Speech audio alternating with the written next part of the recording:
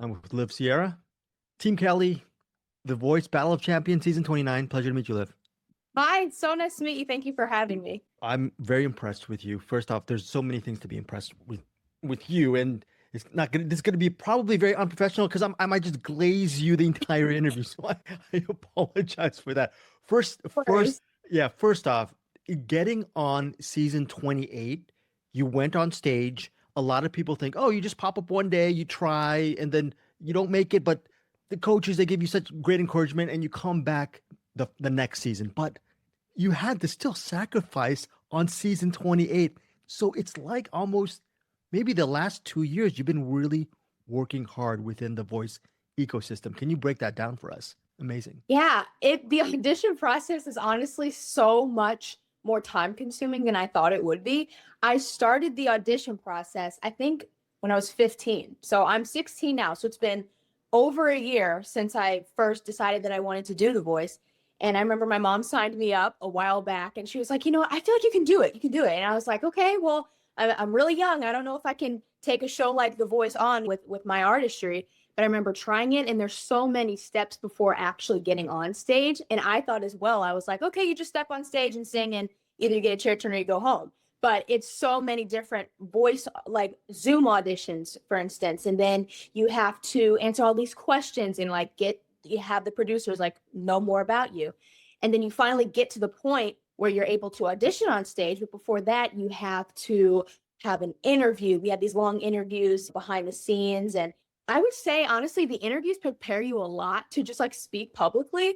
I remember I was like on a school Zoom meeting and I was just talking. It was after I filmed both auditions for The Voice. And I was just talking so much. I was like, I had so much like, I don't know, I was like talking really well. I was like, maybe it's because we had those 40-minute interviews. So they really teach us to talk well and kind of carry ourselves well throughout the audition process. And then eventually, when you get on stage, it's like all of this work for all of this time that I've been preparing has really come up to this moment. And that's why it's so impactful when you either get a chair turn or not get a chair turn. It's like, well, I've made it this far. And honestly, when I didn't get a chair turn in season 28, I was just so happy with what I had left on the stage. I really wasn't even that sad. I told myself before going on stage, I was like, you know what, if I don't get a chair turn, I might be sad. I might like shed a tear or something, but it's gonna be fine. But I was so surprised within season 28 how I kind of held myself together. And the coaches loved that and the producers loved that, obviously, because they called me back. And it just felt so amazing kind of getting to do that process all over again. And it was so worth it in the end. You didn't shed a tear on season 28, and you know where I'm getting with this, but can you talk about I'd almost shedding a tear and getting emotional regarding those two chair turns. And the comments like, why did John not turn? But yeah, Yeah. that was so cool. But can you just talk about your feelings at that moment? Yeah, so it was so much work in season 28. And when I didn't get a church, and I was like, you know what, this is fine.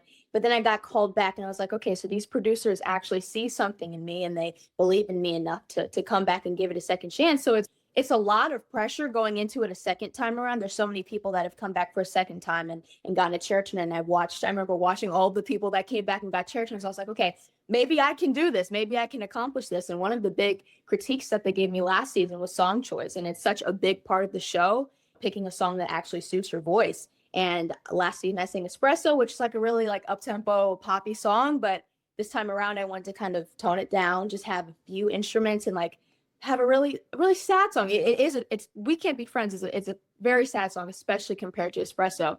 And so I remember working so hard on that song, making it my own, and then eventually getting to the stage and performing.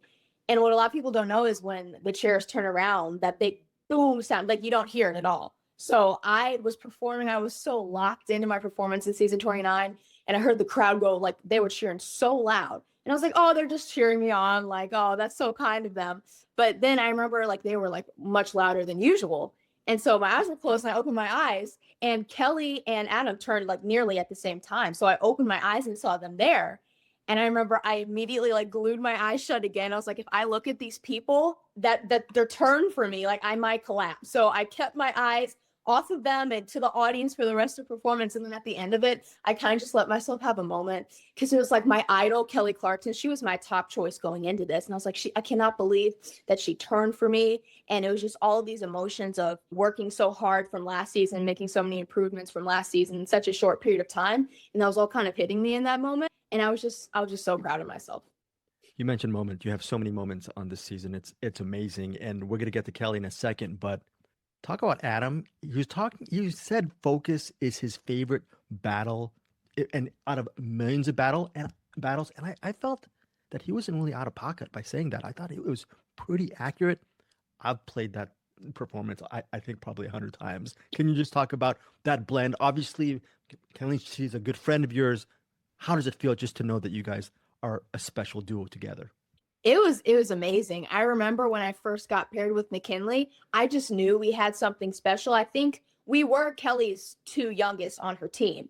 So that was a connection in and of itself. I was so happy to be paired with kind of like an older sister. And as I got to know her, she's so talented. And I was worried anytime you go into something where you kind of have to collaborate, especially on a competition show, there's so many nerves surrounding, well, how are we going to work together? Like, are we going to put in like an equal amount of work, and are we going to get along? And without a doubt, McKinley and I, we really got together and we put together such an incredible rendition of Focus. Like I always critique myself and I'm always like, well, I could have done that better, but Focus is just something that like, it's a once in a lifetime kind of collaboration. And I'm so glad that Kelly put us together because I was so happy with how it came out and how McKinley and I like worked together. And I remember when we were working on it, there were so many times where like, listen, if one of us goes home, at the time we didn't know. At the time, I don't think we knew that there were going to be steals, but then later we found out there were going to be steals and we had more confidence. But we're like, listen, no matter what happens after this battle, we're going to collab in future instances after the show. Like I just gained a best friend out of the battle. Not only that, but we had such a great performance. And like Adam said, like he thought it was the best battle ever. And I remember like hearing that, I looked at McKinley, I was like, what, was it that good? You know what I mean? And I remember so many times, like in my blind audition and in my knockout, I was so nervous to perform because you're just on the stage by yourself and it's only you that was able to kind of fight for yourself and sing and hit all the high notes that you want to hit. But with McKinley, it was just so much fun performing with her live.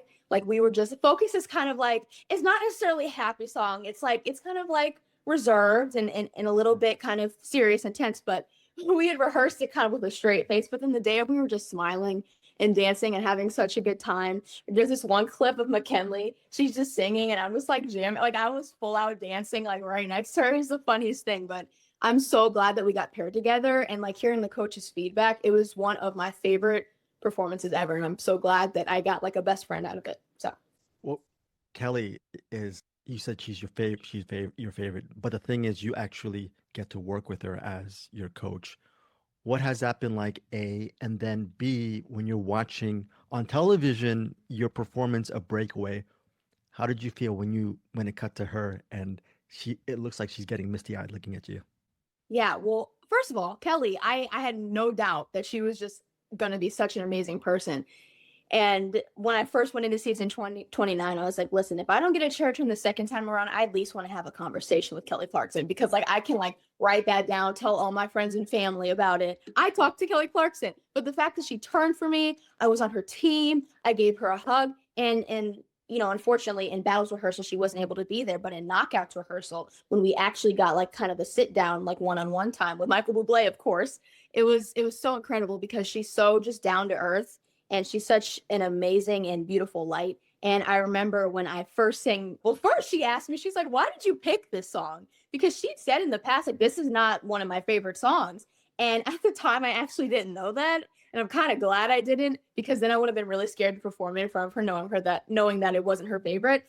But I performed it for her. She's like, oh, I see why you picked it. And what I love to do with songs is just kind of, with so much respect to the original, kind of interpret them how I feel them. And obviously that's a big risk, especially singing their song in front of, you know, them. But I ended up singing it for her in rehearsal and she looked at me and she was like, okay, I see why you picked it now. And she gave me some critiques on how to make it even better and make it even more of a show-stopping performance. And then the day of when I performed it, it was so special. I think that was the most nervous I'd ever been. I was sitting and kind of right backstage, I was sitting and like I was just sitting in my nerves. I was like, okay, no way I'm about to sing my old version of a Kelly Clarkson song in front of Kelly Clarkson. So it eventually paid off because, like he said, like I've had so much more confidence like as the rounds went on. In this round, I had so much more confidence when it came to looking at the judges and looking at them. And I remember in my performance, I looked at Kelly and she just looked so proud of me. And it felt like such a big moment. I told myself, listen, I perform every performance as if it's my last. And I told myself, I'm going to perform this performance as if it's my last. I'm going to do my best. I remember at the very end, I had this long high note. I held it out even longer than I ever done before. And I don't know where I got that breath support from because I was shocked watching that. But I was so proud of what I left on the stage. I was like, if I go home, I will be very happy with what I left. And thankfully I didn't. And Kelly was just so proud and so happy with the work that I had done. And it's just a boost of confidence knowing that the singer of the song likes my version of her song enough to let me advance into the semifinale. So it's crazy. Liv, you're a top shelf talent. All that said, talent will take you a certain level. And some people, even with top shelf talent, they don't take that risk because understandably so, I can relate fear of failure or rejection or it not working. But on your IG feed, you talk about taking that risk. You want to take the risk, even if you even if you fail. Where does that come from? As opposed to you could just stay in your lane and just do well and be safe and go through whatever runs or dynamics you have. But you said you part of the pun, you really want to break away from that. So what is it about you that makes you go for more when you know you can be very complacent with how good you are? Well, I feel like part of it is knowing that I'm young in a competition like this, surrounded by so many well-seasoned artists that have been doing this for so long.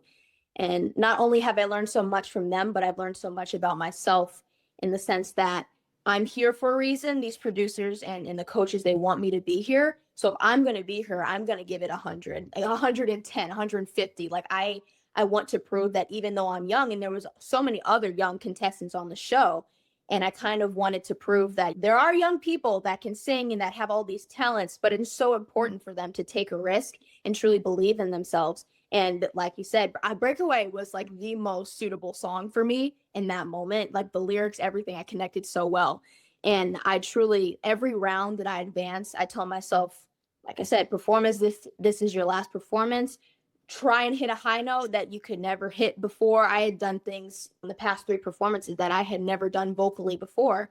And that helped me realize that with taking a risk, you gain new knowledge and you kind of grow at a much faster rate compared to if you were to just, like you said, stay in your lane and not really want to take a risk. And knowing that I've taken so many risks up until this point and I made it this far and I've grown this much, it just gives me so much hope for my future in general and my future on the competition.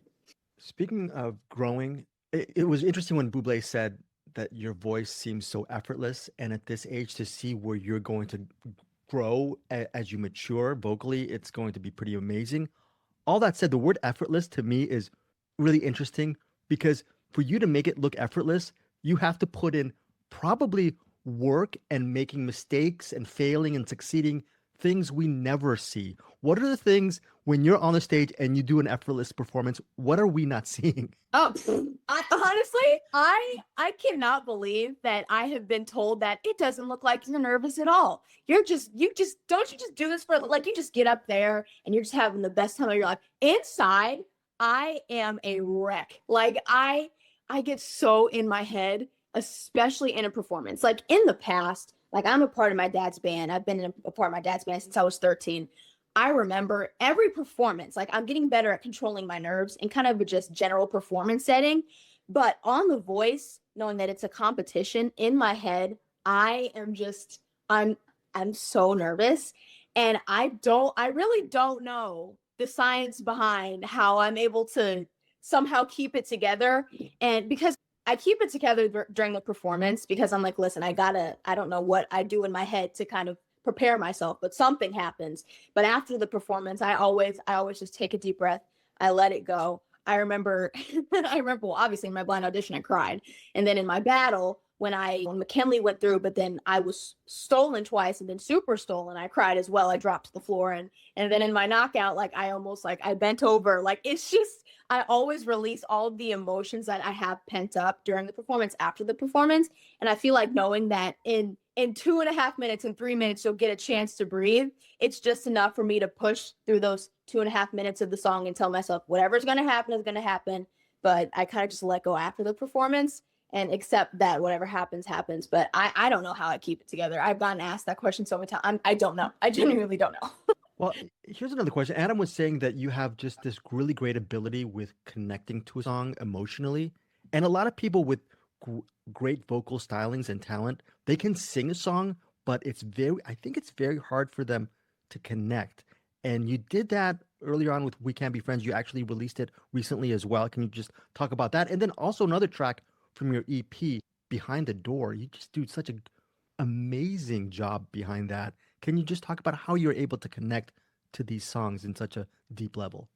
Well, first of all, in a performance setting on The Voice, I always prioritize connecting with the people.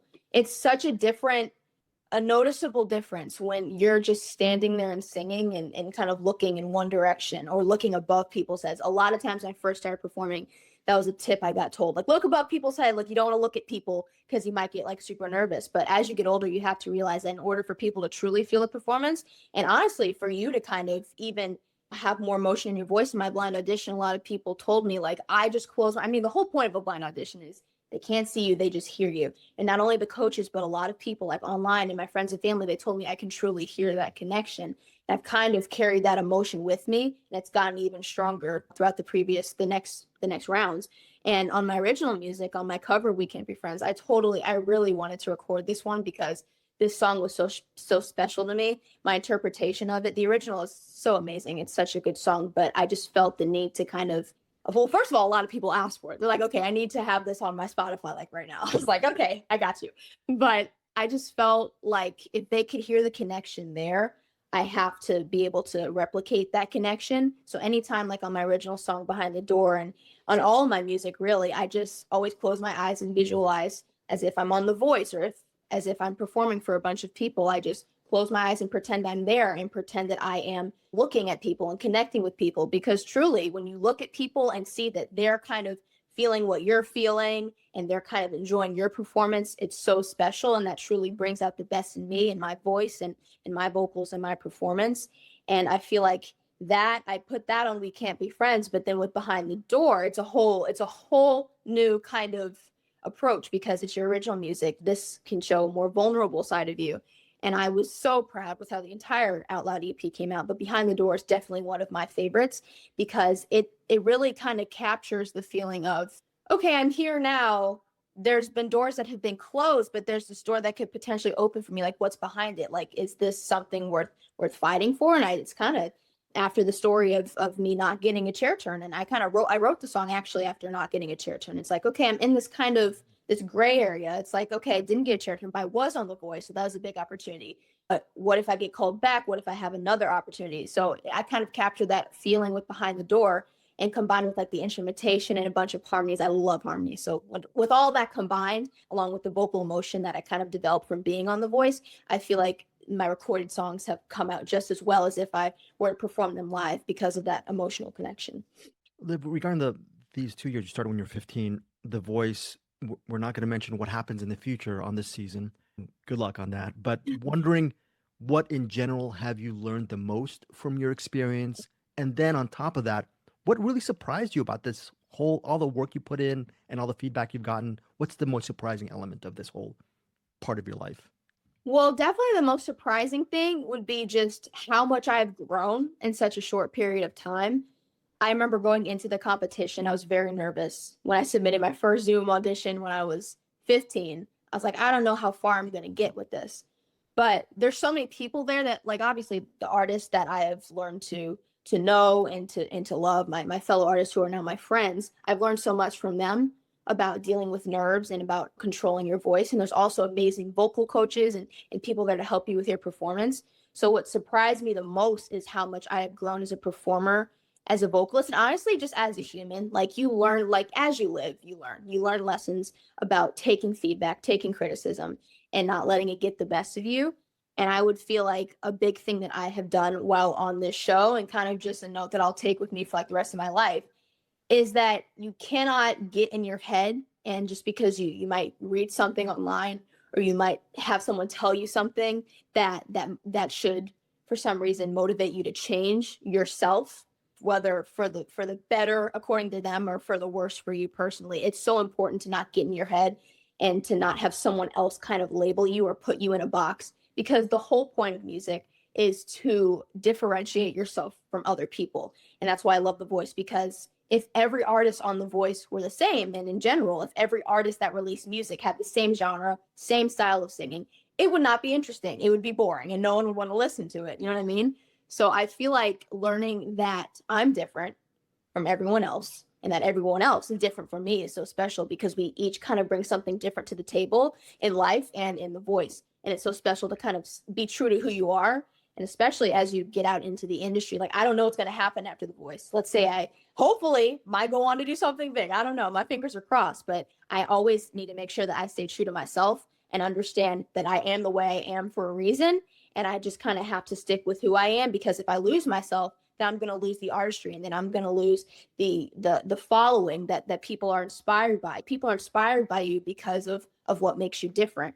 And if you lose yourself, if you change yourself, you're gonna lose that connection with people. So it's just so important to stay true to yourself and stay true to who you are, because if everyone was the same in the world, it would not be much fun. So Yeah, Liv, a couple more questions. Life updates. With all the time you've been spending just on your craft and on The Voice, have you been able to get your license? And B, has it been so busy that it's been hard playing in your father's band?